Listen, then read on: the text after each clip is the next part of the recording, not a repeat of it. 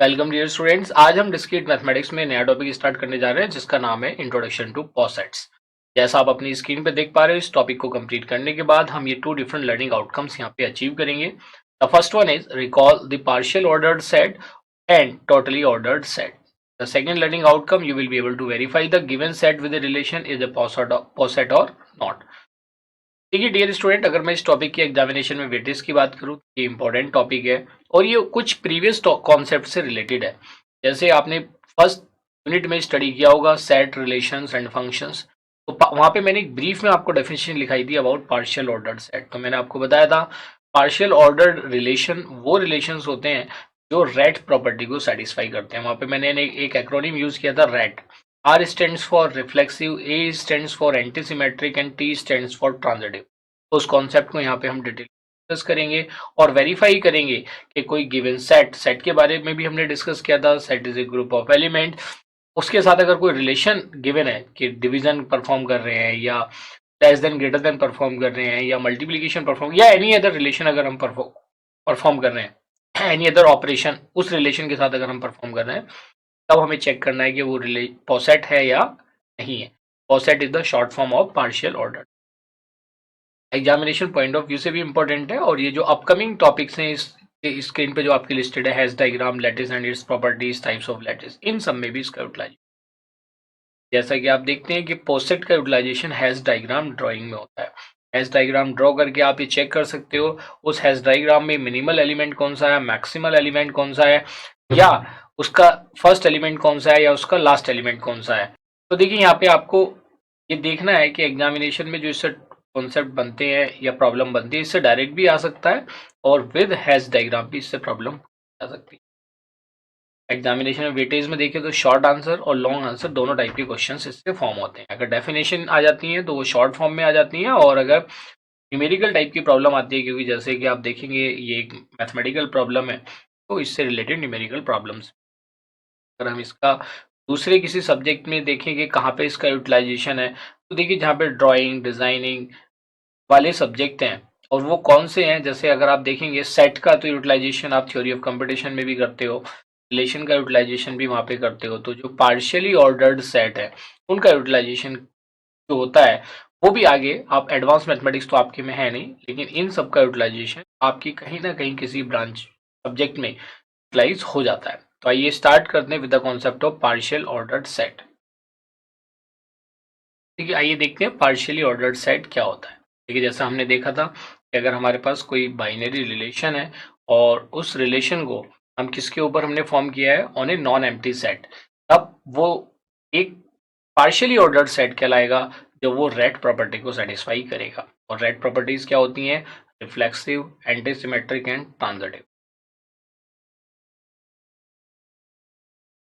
देखिए इसकी डेफिनेशन अगर एग्जाम में आएगी तो आप कैसे लिखेंगे, binary relation R on a non empty set S, non empty मतलब उसके अंदर कुछ ना कुछ एलिमेंट होंगे, is called a partial order relation और a partial ordering in S if and only if R is, क्या क्या होगा, आर इज में आप क्या देंगे, रिफ्लेक्सिव, एंटीसिमेट्रिक एंड ट्रांजिटिव। इसके लिए मैंने एक्रोनिम आपको उस टाइम पे भी बताया था, तो you can use the acronym RAT. R stands for reflexive, A for antisymmetric and T for transitive. तरह से आपका रेट बन जाए। इसको याद रखना बड़ा इजी है with the acronym of rate. आइए रिफ्लेक्सिव को एक बार फिर डिस्कस कर लेते हैं। ये वैसे हमने इसको डिस्कस किया था द फर्स्ट यूनिट। तो रिफ्लेक्सिव को आप कैसे डिफाइन करेंगे, कोई भी अगर सेट का हर एक एलिमेंट अपने आप से रिलेटेड है तो उसको हम क्या बोलते हैं, reflexive. If A related to a for all a belongs to R, हर एक एलिमेंट अपने आप से रिलेटेड हो तो हम क्या बोलेंगे, रिफ्लेक्सिव। Next is antisymmetric.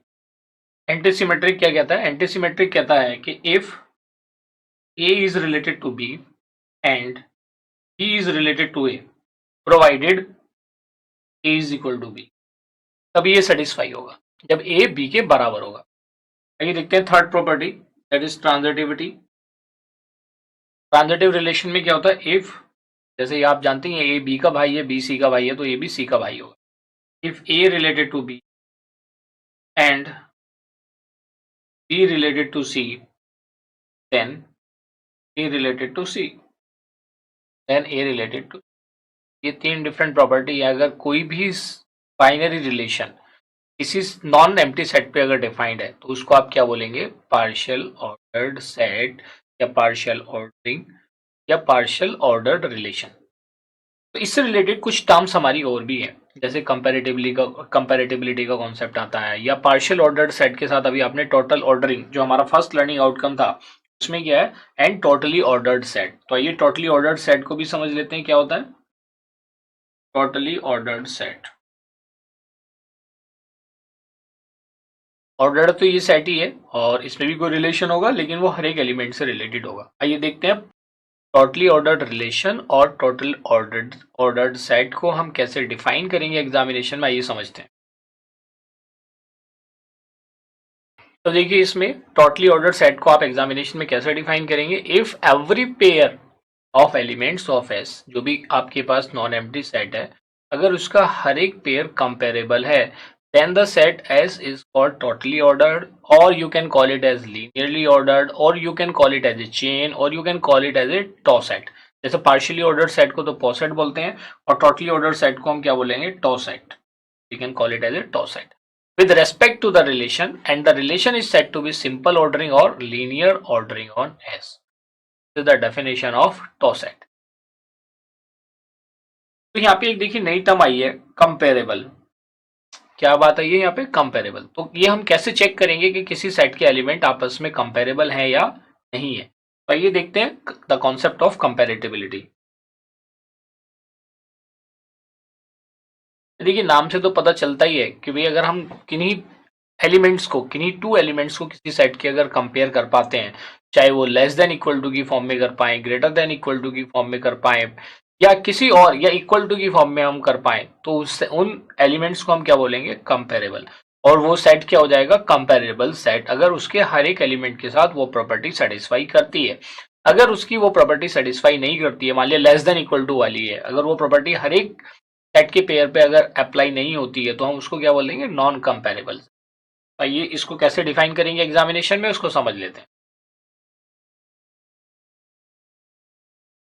तो देखिए आप कैसे रिप्रेजेंट करेंगे इसकी डेफिनेशन को, कंपेरेबिलिटी को। आप कहेंगे let A and B are two elements in a partially ordered set as with respect to a certain relation R, then A and B are comparable if and only if A is less than equal to B or B is less than equal to A. That is either A related to B or B is related to A, or one precedes the other। आप इसको call कर सकते हैं से one precedes the other।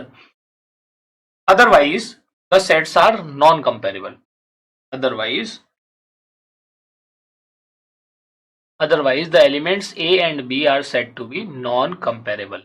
Non comparable का meaning क्या हुआ, इनको हम कंपेयर नहीं कर सकते। नॉन कंपेरेबल हो गया, दैट इज इसको हम रिप्रेजेंट करते हैं with this symbol, A is non comparable to B. तो हम इसको रिप्रेजेंट करते हैं ए, वैसे तो ये पैरेलल लाइन आपको दिख रहा है but this is the symbol for non comparability के लिए।